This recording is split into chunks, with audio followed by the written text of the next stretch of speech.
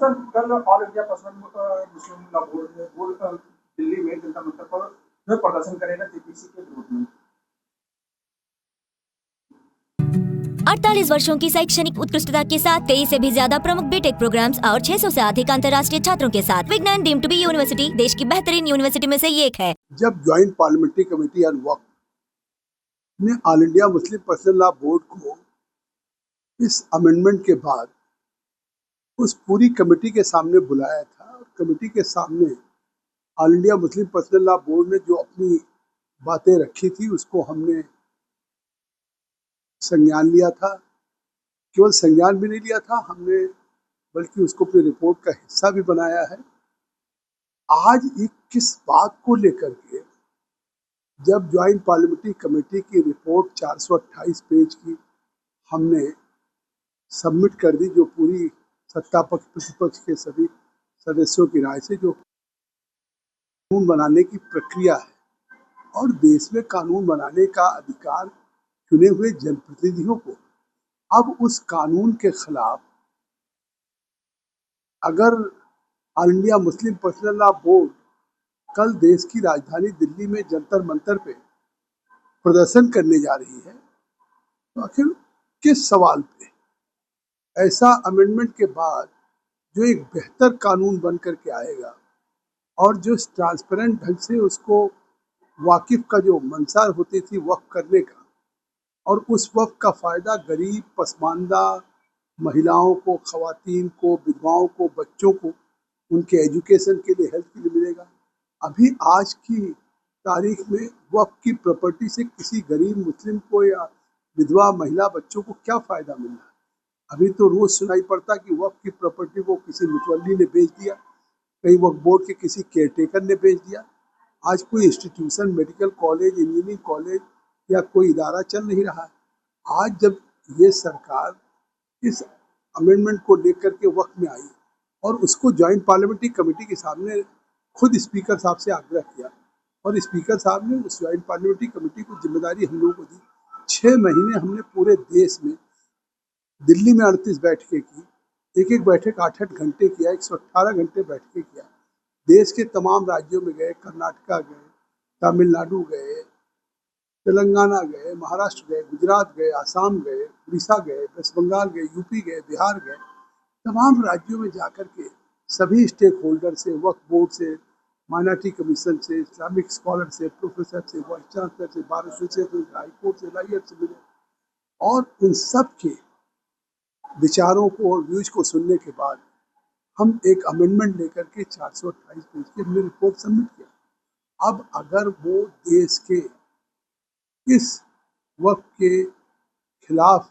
वो कर रहे हैं, तो कहीं ना कहीं देश में वो लोगों के बीच में एक नफरत पैदा करने की कोशिश कर रहे हैं और पार्लियामेंट की उस कानून बनाने की अधिकार को, लोकतांत्रिक मूल्यों को चुनौती देने की बात कर रहे हैं और देश के सामने इस बात को ला करके आए कि उनको कौन से इस अमेंडमेंट पे अब उनको कोई एतराज है। मैं कहता हूँ इससे बेहतर कोई कानून बन नहीं सकता है। 428 पेज की रिपोर्ट सब पब्लिक डोमेन में है, सार्वजनिक रूप से उसको पढ़ लें। लेकिन इसके बावजूद जब एक बेहतर कानून आने जा रहा है, फिर भी वक्त को लेकर के जिस तरह से धरना प्रदर्शन all India Muslim personal law board कर रही है, वो कहीं न कहीं एक लोगों के बीच में गुमराह कर रही है, अल्पसंख्यकों के बीच में कहीं न कहीं एक नफरत पैदा करने की कोशिश कर रही है, मतभेद करने की कोशिश कर रही है। तो निश्चित तौर से ये कदम उनका लोकतांत्रिक नहीं है। जिस तरीके से all India personal law board के जो प्रवक्ता है, उन्होंने एक बड़ा बयान दिया जिसमें कहा है कि जिस तरीके से ये जेपीसी की जो रिपोर्ट है वो सौंपी जा रही है, इसमें हिंदू और मुस्लिम का विभाजन किया जा रहा है, वो देश में अशांति चाहती है। तो ये सवाल नहीं कि इसमें कोई न हिंदू और मुसलमान का विभाजन नहीं।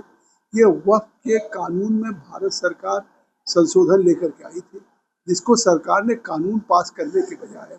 खुद ही स्पीकर साहब से कहा कि इसको हम और चाहते स्टेक होल्डर के साथ एग्जॉस्टिव डिस्कशन हो जाए और ये इसको ज्वाइंट पार्लियामेंट्री कमेटी के सामने इसको रेफर कर दीजिए, जिसमें सत्ता पक्ष प्रतिपक्ष के सभी सांसद होंगे और विचार करके रिपोर्ट देंगे। उसके आधार पर सरकार कानून लाएगी और इस तरह से पूरी प्रक्रिया हुई 6 महीने में। इसमें हिंदू और मुसलमान का सवाल नहीं। All India Muslim personal law board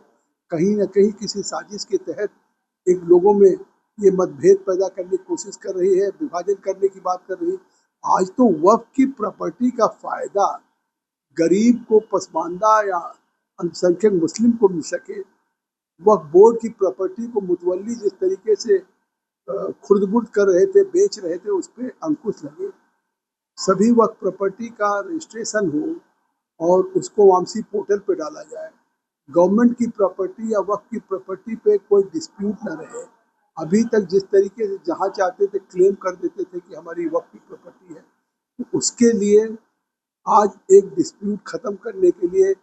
है ट्रिब्यूनल के अपील के लिए हाई कोर्ट, सुप्रीम कोर्ट में एक अमेंडमेंट है और इसी तरीके से ट्रिब्यूनल में तीनों को रखा गया है,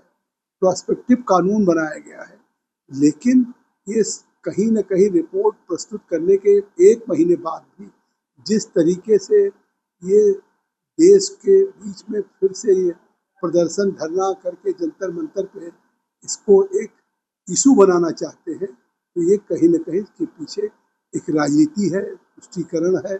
और कहीं न कहीं मन में उनके लोगों के मन में इस तरह का विभाजन या मतभेद पैदा करने की साजिश है।